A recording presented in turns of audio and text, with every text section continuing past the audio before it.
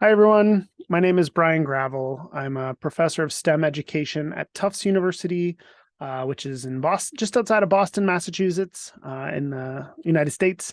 I'm really excited to be sharing some ideas and some stories with you today. I'm sorry I can't be there in person, but at the end of this presentation, I'll leave my email address, and I'm happy to follow up with any of you over email after the fact.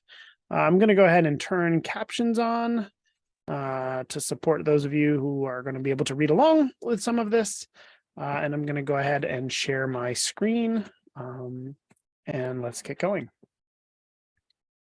So I know most of you, all of you in the audience are majoring in some sort of STEM field. And what I'd like to do is share stories with you from our work in STEM education, focused on building spaces and opportunities for young people to have a more sustainable and humanizing orientation to the ways that they learn and do STEM in the world. So for starters, I'm going to ask for some or express some gratitude for this space and your time. We're gathering here together online. I'm in my house. You are not. I am in my house, which resides on Pawtucket and Massachusetts land, which are indigenous communities whose land was stolen by European colonizers. I think that's important, and I'll get to that in a moment. And I'd also like to acknowledge that we're gathering here during global crises and continued uncertainty. So for you all embedded and engaged in STEM, I hope you understand the sort of gravity of this moment, right? We have the continued challenge of climate change, an ongoing pandemic, massive food, housing, and economic uncertainty. And we have this opportunity in the STEM fields to really turn our attentions toward making this world a better place, toward humanizing and making STEM more sustainable for all. I also want to acknowledge my amazing collaborators. One of the things that I've learned in the study of Indigenous culture is a sort of move away from individualistic thinking, a move away from thinking about the world as a collection of individuals and rather of what we can do collaboratively as a collective. So I'm really fortunate to be able to work with such brilliant individuals from all over the country. These are my collaborators and graduate students, all of whom have had a hand in constructing the stories that I'll be sharing today. I'd like to start with a picture of my son when he was 3 years old. This is Owen. You can see him sitting on top of a sled. He's gathered scraps of wood, tubes made of plastic, a golf club. He's wearing a helmet. He's sitting on a stool, and he's constructed what is in his minds a pirate ship. I share this as an example of the incredible, playful, exploratory, and material brilliance of young people born into this world. All humans born into this world come with an opportunity to engage in a really rich form of STEM learning, one that looks across materials and disciplines, that uses different kinds of tools to be able to tell a story. And as a parent, I am very fortunate to be able to sort of observe him in action and to sort of witness what it looks like when young people are engaged in a kind of STEM they want to be part of and that they want to learn, and what that could tell us about how young people might engage in STEM toward this vision of a more sustainable and humanizing world. I also want to share this quick story from one of our collaborators, Naeem. He was building a project at a local fab lab called the South End Technology Center, where he wanted to use a laser cutter and design software to develop a piece of artwork to express his thinking about the Black Lives Matter movement in the United States. And I'll let him tell you his ideas. Basically, I wanted to challenge the idea of all lives matters versus Black Lives Matters, and I wanted to show that all lives can't matter until Black Lives Matter or those who are feeling represented matter. So I had this idea of having a gear surrounded by 4 equal gears, or here, let me show you this one. And I have a video of it moving, but we're gonna avoid all that scary stuff. Basically, idea was that they all revolve around that sensor gear there, and to show that this is like all lives matter. And you take out one gear, and then the project will stop working. I haven't figured out how to do that yet, but that's what I want to do. And so it won't. You take out one gear, it's just stop working, and it won't work until you put it all back in. And then So I hope you could hear that. I'm not sure if you could, but at least you could read along. So Naeem has a very complicated idea that he wants to express, and he wants to work in a way that sort of allows him to express his identity, to work toward, again, a world with better conditions in terms of racial injustice. And he wants to teach him some stuff about gears, tell himself some stuff about gears. He saw the opportunity to make this piece of artwork, this gear system, as a learning mechanism, as a way of doing in STEM. So I share these two stories of Owen and of Naeem as examples of the ways that STEM can support the project of remaking our worlds. These are kids, 1-3, 1-16, engaging in projects that are really meaningful to them, but with opportunities to learn things about how to construct things in the world, how to design things in the world, how to fabricate those things. All core features of STEM education and of a sort of future we imagine for what's learning in STEM is all about. So I'm going to tell you a few stories in sort of 3 acts. I'll talk a little bit about what it's like to construct new spaces for STEM learning. Then I'll talk about centering relationality. This is an idea that the world is constructed of a series of relationships, and learning in the world is how we shift and change those relationships. And finally, I'll think a little bit about what does STEM look like when we focus it on sustaining youth practices. So to get started, I'll talk a little bit about a space that we opened at a local high school in Massachusetts. In 2014, we walked into this space, which is a dormant wood shop. There was junk everywhere. It was totally a mess, but it had a ton of potential. This space had been closed for a number of years because they did not have a teacher in the school to teach wood shop any longer. And we were able to get a grant from our National Science Foundation at Tufts to be able to transform this into a makerspace. Our goal was to see if we could transform a 325 square meter space into a space of really rich, meaningful STEM learning, where young people were able to do STEM towards, again, a sort of better world. So we opened what we called Nedlam's Workshop and set forth on a project of exploring what engineering inquiry looked like for all students. What happens when we orient the space toward the opportunity for young people to do STEM that they think betters the worlds they live in. So one of the first projects that really kind of blew our minds was 4 young people who decided that they wanted to build a set of shelves to make sure that anybody in the space felt as though they were welcome. There was a group that came to this space of adults with disabilities, and they would work in the back, and their things were kind of a mess, and they needed shelving in order to sort of organize their things. And rather than just make a sort of standard set of shelves, these young people decided, what if we were to make the shelves in a way that represented the name of this organization, which was called Disability Triangle? So they went through a very elaborate and very mathematical process of designing a set of shelves that looked like triangles that this group could use to store their materials. And throughout this, they found ways to teach each other. Khadijah taught them how to paint. Christian had done work with his parents, and so he taught them how to do woodworking and how to construct things. Joanna and Emma both had a really strong commitment to good works for others that was sown in their religious background. And so together, the 4 of them built this set of shelves to not only learn a bit themselves about how to build things in the world, how to do STEM, but also how to make sure that other people felt welcomed in this space. So from the onset, we knew Nedlam's Workshop was a little bit of a different place. This is a place where we also saw people get really creative in finding the intersections between different worlds. So we saw an English teacher come to the space and have her students read Frankenstein, a novel by Mary Shelley.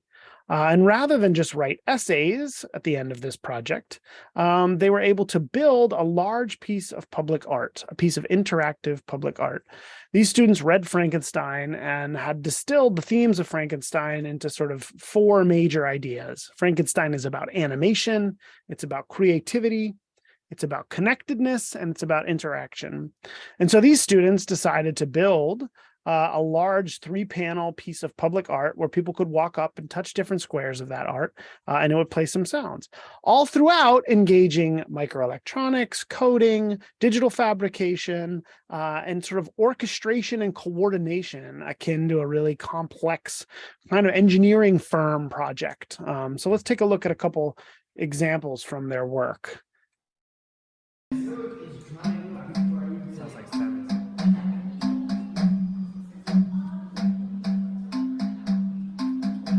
So these students are making an Arduino play different lights and sound based on what buttons were being pressed on the piece of interactive art. Can you tell me what Here's a you're doing? student This sounds talking a really little cool. bit about how they mapped out the different sections of their design using like the string to figure out how where to wire each their circuit. wires will go, And then finally, I'll show you an order in which they example of should the go in actual the boxes, object working. and This is where the they will teacher be placed. demonstrating it So and now we're getting just very doing it with excited string, about so all we of that. can measure.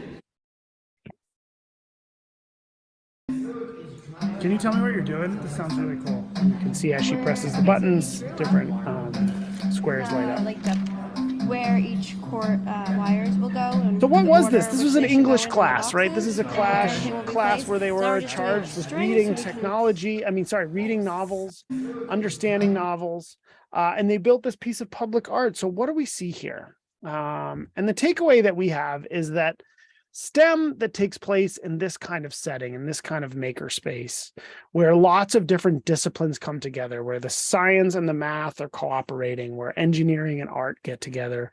In this space, what we see is young people engaging in what we call socio-material entanglements, which is a big term.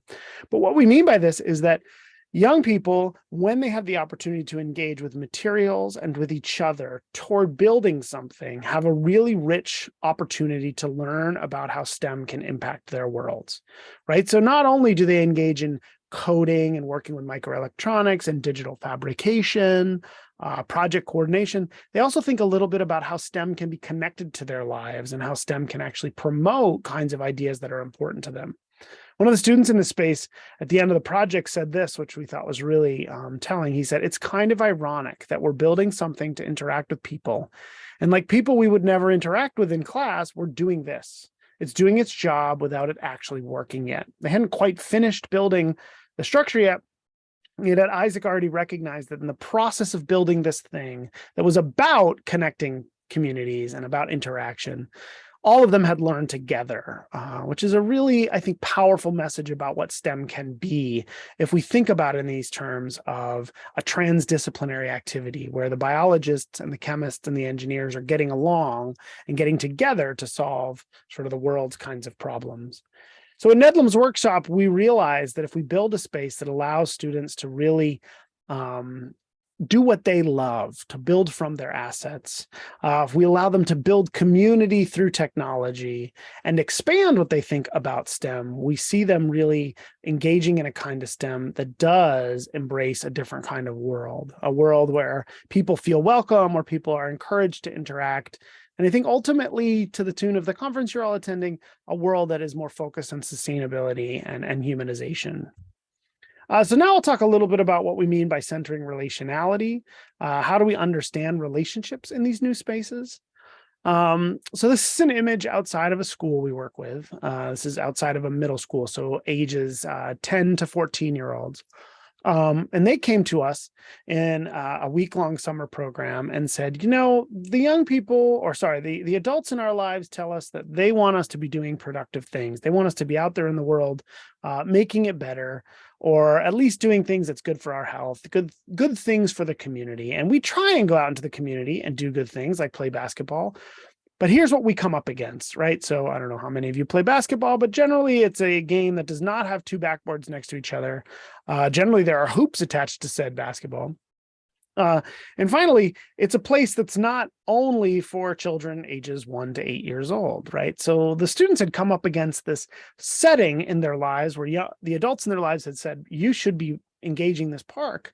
But they didn't see it as a place they could actually play. So they went about on this process of thinking about their relationships to the environments they live in, their relationships to the technology that they know, their relationships to the activities that they engage in, like basketball and hanging out in the park, and ultimately their relationship to each other as STEM learners, as people who could learn and do STEM toward, again, a better world. And in this case, toward a better world that was relevant to them, that was their own. So we developed a principle called critical relationality.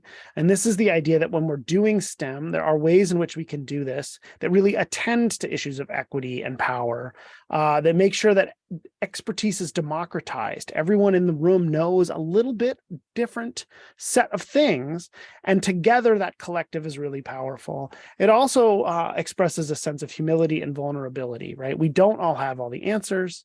In fact, the best kinds of STEM and STEM solutions are ones that come to accept that a lot of the world is outside of our control. And if we come at these projects with humility and vulnerability, not only do we learn better in STEM, we both also have this opportunity to sort of make the world better through the products of our work.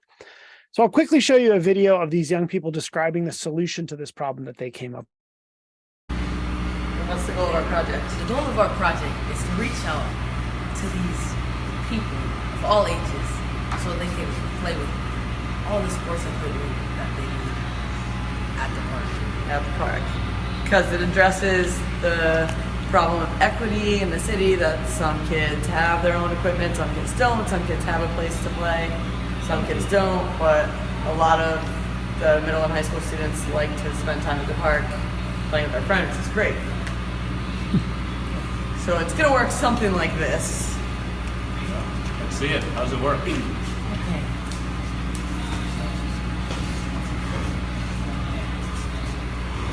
Oh man, I really wanted to play basketball, but I don't have one. Have you ever heard of that app called Park and Play? No? Okay, so it's a free app that unlocks a storage box in parks that has equipment for kids who can't or don't have balls to play with. Is it free? Yeah, it is. You should download it right now. I downloaded it. What do I do now? So it's gonna ask you for your location and the object you want to play with. I'm at Dever Park and I want to play with a basketball. Okay, so you gotta go up to the box and it's gonna give you a code, which is gonna unlock the box. Oh my God.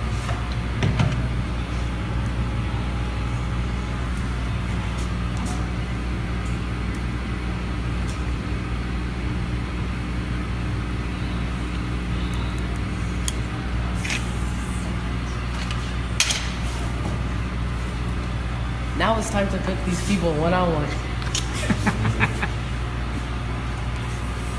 After you put the ball back so that other people can play with it. It'll also alert your friends and let them know that you are at the park playing. Eva, do you have the no app?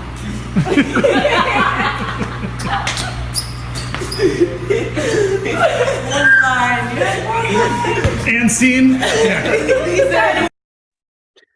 So in this video, we see the students sort of play acting the design of the technology they developed, which is essentially a locker that you would walk up to and say, I want a basketball, and it would send a code to your phone, unlock the locker, and let you have a basketball. And the way that they did this, sort of imagining it all being free, was that as you took the basketball, it would alert your friends that you were at the park playing basketball. And so they'd come join you and have a good time. And if you didn't return that basketball to where it should be, then there'd be a problem because everybody knew that you were the one who borrowed the basketball. So really ingenious kind of idea they've come up with for solving this problem of playing basketball in the park. And they went about a process of collaborating the students and the teachers together alongside some interns from Tufts University to not only code the electronics for this, but to digitally fabricate the box, to determine the mechanism, and to engage deeply with each other in a multiple kinds of practices that look exactly like the kinds of STEM we know people practice on a daily basis.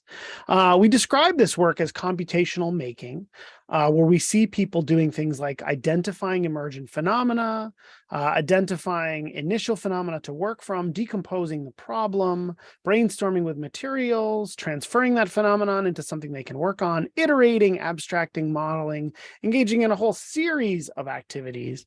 That is exactly how we learn when we are in the world doing STEM. So this helps us better understand these new relationships, these new understandings of relationships, to better understand that when we think about situating STEM, again, in a world that's built toward humanity and sustaining a sort of positive and equitable life, we see new kinds of STEM learning being possible, right? One of the big phrases that comes out of the disability rights movement is nothing about us without us. And this is a credo for those who do design work, who do engineering and STEM work, where we need to think really carefully about whether or not we are designing for communities or with communities. And in this case, these students were designing something that was important to them and their community, and therefore their experiences were expertise in how STEM unfolded and became powerful for them. So the last thing I want to do is I'll share this kind of quickly is thinking a little bit about sustaining practices. We have a project where we're looking at the relationships between hip hop, culture, and music and STEM learning. And the rationale here is to see the history of STEM, the history of hip hop as a culture and as a music is one entwined with a history of technology, right? How did people construct the first turntables and be able to crossfade between turntables? What was the work that Grandmaster Flash did there in cultivating a sort of rich technology to build a movement? And how can building from young people's experiences with something like music, something that many young people have affinity for, how can they use their knowledge of hip hop as an opportunity to build in and around STEM? So we see them doing really creative kinds of graffiti to explain their identities and the ways they want to be in the world. We see them coordinating dances, right? And writing algorithms for dances like they might be a computer code. We see them engaging with tools like Scratch to actually teach a computer how to DJ. So they're engaging with rich STEM content, but through this lens of hip hop, which is something that really lets themselves blossom as humans and as learners in the space. So I encourage you, as you think about the STEM you want to participate in, as you go out into the world, is to be thinking about how is that STEM allowing you, the person you are, to really blossom and showcase those assets you have, whether that's an interest in music or whether that's an interest in the arts or cooking or transportation. There's lots of ways in which the STEM you do and the STEM you practice is a reflection of who you are as a person. One of the projects that they built that we found really, really creative was the opportunity to make a DJ battle station. So this was an opportunity for folks to engage with music, all driven by a microprocessor, so that two people could sort of battle each other. This was a coding and a making project where they did really rich engineering work.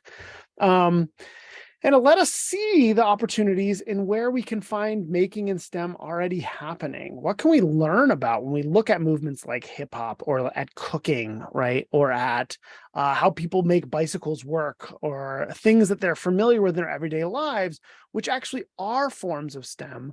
How do we support a STEM future that builds from these ideas, that sustains practices in one's life? So I want to sort of end this talk by asking you to think a little bit more as you engage in STEM in your worlds, as you go into practicing STEM with an eye towards sustainability and humanization, to think a little bit about, as you're solving the world's problems with STEM, whose story is being told? What problems are you solving and who's framing those problems? Who decides the scope of that problem? Who decides what's appropriate as a solution and what's not? What are the kinds of values built in to the designed objects and processes that you all presumably will manufacture as you go into this world? Are the tools you're building actually good for the communities that you claim that they're working for? And at the end, who benefits and who loses from the technologies we develop? At the sort of 3 years into this pandemic, with all these other global crises, we can look to STEM as both being some of the causes of these things, but also possible solutions if we really orient ourselves toward a more sustaining and humanizing approach to how we practice STEM. I'll end with a thank you. This is my son now. He said he wanted a tree house. I was not ready to build a tree house, so we built him a model of a tree house. And you can see that throughout the course of his life, the opportunities to continue learning and doing in the ways that are important to him and the ways that are inherently about STEM are boundless. Thank you very much for listening. I hope you enjoy the conference. Again, please email me or shoot me a message on Twitter, and I'd be happy to engage with you in the future. Stay safe, everyone, and take care.